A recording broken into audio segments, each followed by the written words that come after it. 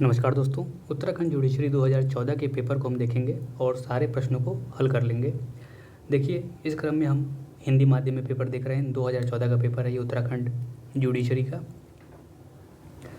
पहला प्रश्न देखिए, भारत के संविधान के किस अनुच्छेद द्वारा राष्ट्रपति को उच्च न्यायालय का कार्यकारी मुख्य न्यायाधीश नियुक्त करने की शक्ति दी गई है? तो इसका उत्तर हो जाएगा हमारा ऑप्शन ए, अनुच्छेद 223। अगला प्रश्न है, भारत के संविधान के प्रावधानों के अनुसार राज्यसभा का सभापति कौन होगा? राज्यसभा का सभापति भारत का उपराष्ट्रपति होता है। आंध्र प्रदेश पुनर्गठन अधिनियम किस वर्ष पारित हुआ था? तो ये 2014 में पारित हुआ था, ऑप्शन सी हो जाएगा। अगला प्रश्न है, लोकपाल एवं लोकायुक्त अधिनियम भारत में निम्न वर्ष लागू हुआ, यानी किस वर्ष लागू हुआ? तो ऑप्शन ए 2014 में। अब देखिए, 2014 का पेपर है, उससे संबंधित कानूनी प्रश्न आपको जो है, कोई विशेष अधिनियम पास हो, कोई नया राज्य पुनर्गठन हो, कानून से संबंधित जो प्रश्न होंगे, विधि संबंधी संसद द्वारा पारित कोई अधिनियम या अध्यादेश होगा, तो उससे प्रश्न जरूर रहते हैं 2 से 3, तो इस चीज़ को ध्यान रखिएगा। अब देखिए, लोकपाल एवं लोकायुक्त अधिनियम किस वर्ष लागू हुआ? 2014। राष्ट्रीय खाद्य सुरक्षा अधिनियम किस वर्ष पारित हुआ? तो 2013 में पारित हुआ था राष्ट्रीय खाद्य सुरक्षा अधिनियम। छठवां प्रश्न देखिए, भारत के राज्य क्षेत्रीय सागर खंड सीमा क्या है? तो 12 नॉटिकल माइल होती है, ऑप्शन सी हो जाएगा। निम्नलिखित नियमों में से कौन सा एक प्रत्यर्पण से संबंधित है? विशेषता का नियम और दोहरी नागरिकता का नियम, ये दोनों ही प्रत्यर्पण से संबंधित हैं। अब अगला प्रश्न देखिए, तटस्थता तीसरे राज्यों द्वारा युद्धमान राज्यों के प्रति अपनाई गई और युद्धमान राज्यों द्वारा मान्य निष्पक्षता की प्रवृत्ति है, जो निष्पक्ष राज्यों एवं युद्धमान राज्यों के मध्य अधिकारों एवं दायित्वों का सृजन करती है। यानी न्यूट्रलिटी की बात यहाँ हो रही है और ये परिभाषा दी थी ओपेनहाइम ने। ठीक है, प्रश्न 8 का उत्तर बी। 9वां प्रश्न, निम्नलिखित में से संयुक्त राष्ट्र संघ की विशिष्ट एजेंसी नहीं है।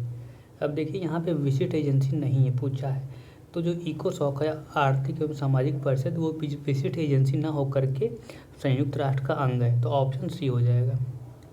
10वां प्रश्न देखिए, संयुक्त राष्ट्र संघ के सदस्य अंतर्राष्ट्रीय शांति और सुरक्षा बनाए रखने का प्राथमिक उत्तरदायित्व किसे सौंपते हैं? सिक्योरिटी काउंसिल, सुरक्षा परिषद, ऑप्शन सी। अब अगले प्रश्न को देखते हैं।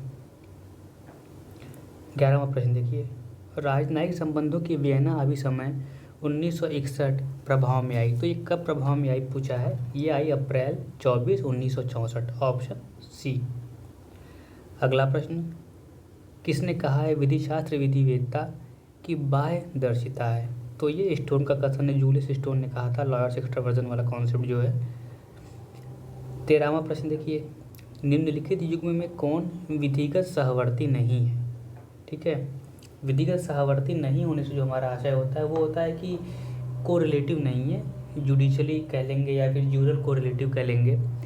तो यहाँ पर अधिकार कर्तव्य होता है, उन्मुक्ति निर्योग्यता होता है, स्वतंत्रता अधिकारहीनता और शक्ति निर्योग्यता, तो ऑप्शन डी नहीं होगा। यानी पावर का डिसेबिलिटी नहीं होता है, राइट ड्यूटी होता है, इम्यूनिटी डिसेबिलिटी होता है, लिबर्टी नो राइट। ठीक है, तो यहाँ पर ऑप्शन डी हो जाएगा। कौन सा गलत है? तो ऑप्शन डी। अगला प्रश्न, महिलाओं की स्थिति के विषय में आयोग स्थापित किया गया था। महिलाओं की स्थिति के विषय में, तो अमूमन ये सब आयोग जो होते हैं वो आर्थिक एवं सामाजिक परिषद के द्वारा ही गठित होते हैं। अगला प्रश्न देखिए, निम्न में से कौन अंतर्राष्ट्रीय न्यायालय के निर्णय का प्रवर्तन कर सकता है? अंतर्राष्ट्रीय न्यायालय के निर्णय का प्रवर्तन कौन करेगा? जाहिर सी बात है, जिसको हमने ताकत दी है, तो अंतर्राष्ट्रीय न्यायालय की प्रार्थना पर सुरक्षा परिषद करेगा। भारत में राष्ट्रीय मानवाधिकार आयोग किस तिथि से लागू हुआ? 28 सितंबर 1993 से। ठीक है, कब लागू हुआ याद रखिएगा, बहुत इंपॉर्टेंट डेट है, 28 सितंबर 1993। राष्ट्रीय मानवाधिकार आयोग की संस्तुतियाँ कैसी होती हैं? तो देखिए, केवल सलाहकारी होती हैं, इसीलिए इसको हम कहते हैं टूथलेस टाइगर, यानी दंत विहीन टाइगर। ठीक है, विश्व बैंक का मुख्यालय कहाँ है पूछा है। अब देखिए, 18वें प्रश्न में विश्व बैंक का मुख्यालय पूछा, तो वाशिंगटन डीसी इसका उत्तर हो जाएगा। अगला प्रश्न देखिए, काकोरी षड्यंत्र में किसे फांसी दी गई थी? तो राम प्रसाद बिस्मिल को फांसी दी गई थी। निम्न वर्णित में से किसकी सिफारिश पर संविधान सभा का गठन किया गया था? तो संविधान सभा का जो गठन हुआ था वो कैबिनेट मिशन प्लान के तहत किया गया था, यानी ऑप्शन डी। अशोक मेहता समिति का संबंध पंचायती राज से है। अशोक मेहता हो चाहे बलवंत मेहता हो, दोनों का संबंध पंचायती राज से है। 22वां प्रश्न देखिए, नए प्रदेश के सृजन एवं उसके सीमा निर्धारण का अधिकार किसको है? तो संसद को है। Option A. राष्ट्रीय विकास परिषद का अध्यक्ष प्रधानमंत्री होता है। अब चूंकि राष्ट्रीय विकास परिषद तो नीति आयोग हो गया है, ठीक है, तो प्लानिंग कमीशन की जगह पे राष्ट्रीय विकास परिषद तो है ही, तो उसका अध्यक्ष प्रधानमंत्री होता है। अब जो बदलाव इसमें आए वो याद रखिएगा।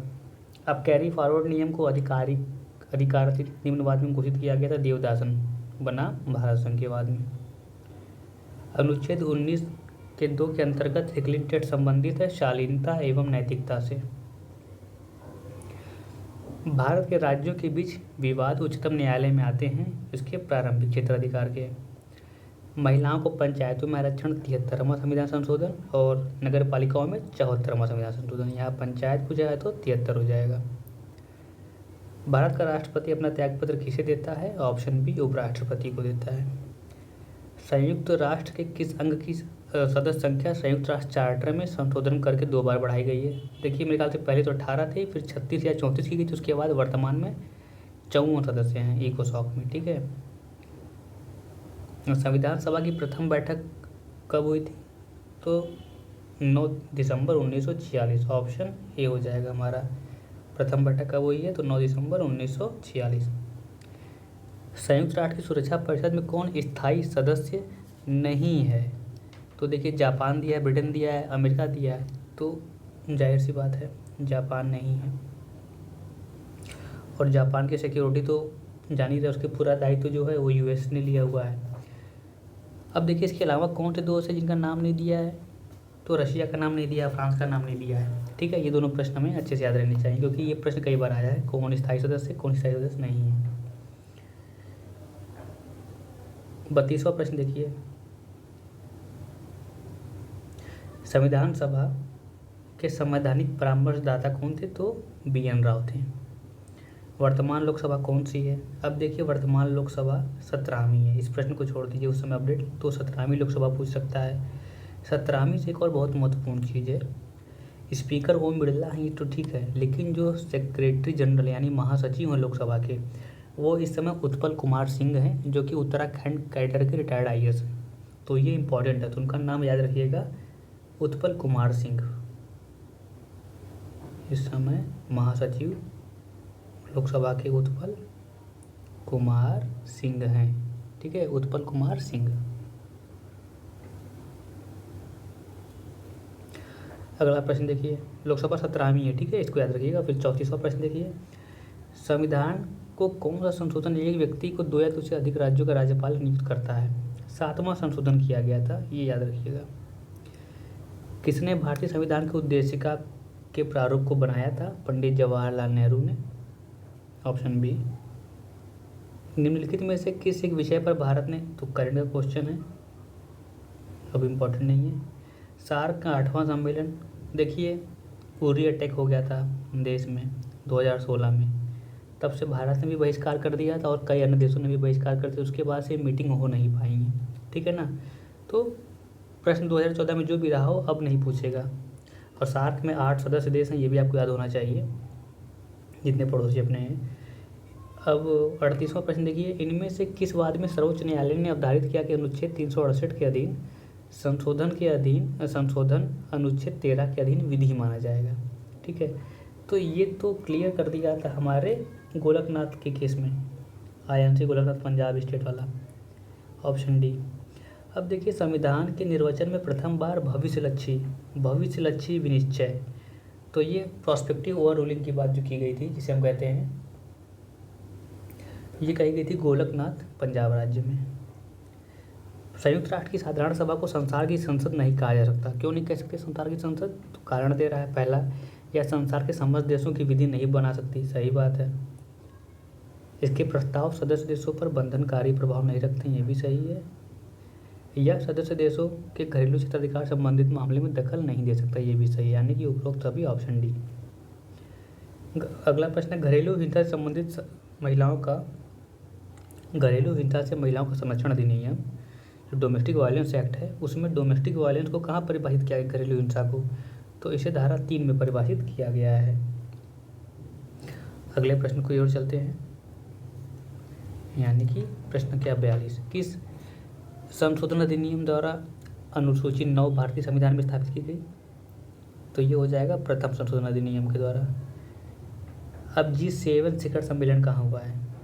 2014 के बेस पे अगर हम देखना चाहें तो 2022 में जो है, 2022 में याद होगा पूरा यूक्रेन युद्ध का तनाव चल ही रहा था, ऐसे में जर्मनी में होता है, ठीक है ना, जर्मनी में ये हुआ था जून में, और ये था 48वां।